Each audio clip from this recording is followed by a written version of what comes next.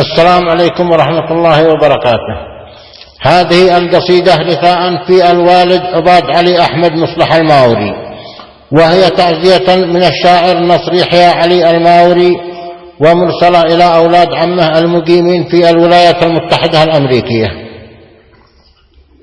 الماوري قال أمس البارحة جاني خبر بيجعل قلبي جريح من موت عمي تراها ضابحة، نفسي وعقلي أحس إنه طريح، موته يهز الحيود الناطحة ويزلزل الأرض والكون الفسيح، من جوف كبدي تعازي سارحة لأولاد عمي دوم في الصفيح، بكى عليه مصحفه والمسبحة واركان بيته وكرسيه المريح، والله لو ناحت عليه النايحة ما لومها، لو بكت ولا تصيح، فيه الوفاء والمروة واضحة، رجال ما يحمل الطبع القبيح والهم على الله تجاره رابحة، كريم يبذل ولو ماله شحيح، سموح حتى لو أحد يجرحه، ومنطقة خير بالقول الفصيح، ما هو من أهل الرياء والمصلحة، مثل الجبل عاش شامخ ما يطيح، مهما نشمته ومهما أمدحه والله ما بايوفيه المديح، مهما نشمته ومهما أمدحه والله ما بايوفيه المديح.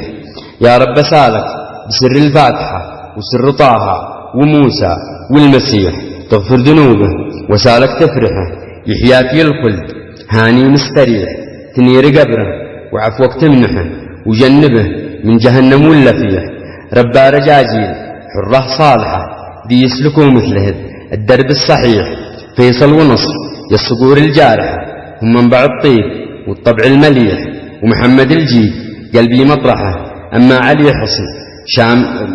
علي حصن ماشي له مزيح، أهل الحرايب متاهي قارحة شجعان ولي يعاديهم ذبيح، فرسان فوق الخيول الجامحة ويهجموا كأنهم عاصف وريح، والختم صلي عدد ما مروحه، يسقي الأرض ومزانه تسيح. يسقي الأرض ومزانه تسيح. صح الله لسانك. صح الله بدنك.